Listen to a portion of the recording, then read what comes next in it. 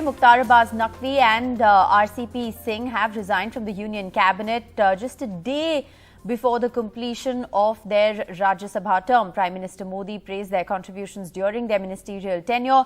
President Ram Nath Kovind has accepted the resignations and reassigned the minority affairs and steel portfolios which were held by these two ministers. Women and Child Development Minister Smriti Irani has been given additional charge of minority affairs, and Civil Aviation Minister Jyotiraditya Scindia has been given additional charge of the Ministry of Steel. Let's go right across to Himanshu, tracking all of these details. Himanshu, it's, of course, there is a lot of speculation on why these resignations have come in at this time. The speculation, of course, is that all of this has to do with the presidential election. What are you picking up?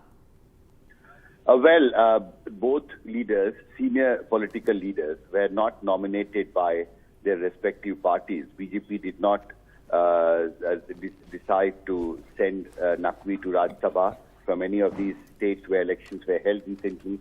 And RCP Singh, as we know, he fell out with Nitish Kumar, who is the JDU leader and Bihar Chief Minister. And since then, there was speculation as to whether they should continue in the cabinet. Because their terms are ending today. In fact, today is the last day of the tenure of both Mukhtar, Abbas, Naqvi and RCP Singh. And that is why when Prime Minister praised them yesterday, which was their last cabinet meeting they attended together, they sent their resignation to the Prime Minister, which was accepted by the President around 8 p.m. yesterday night. And of course, now the focus now shifts to what happens to both these leaders. Now, remember, Naqvi's name, there is a lot of speculation about a new responsibility being thought of.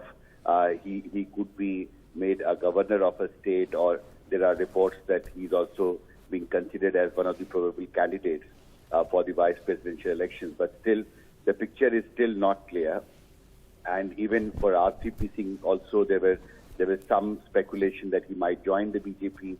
But as of now, there is no clarity in terms of what the BJP has thought about the future of Mukhtar, Abbas, Naqvi, nor do we know what RCP Singh will now do next. But of course, two very key ministries now are vacant. Additional charges have been given. Smriti Irani has been given the charge of Minority Affairs Ministry, and the Steel Ministry has been given to Jyotiraditya Scindia.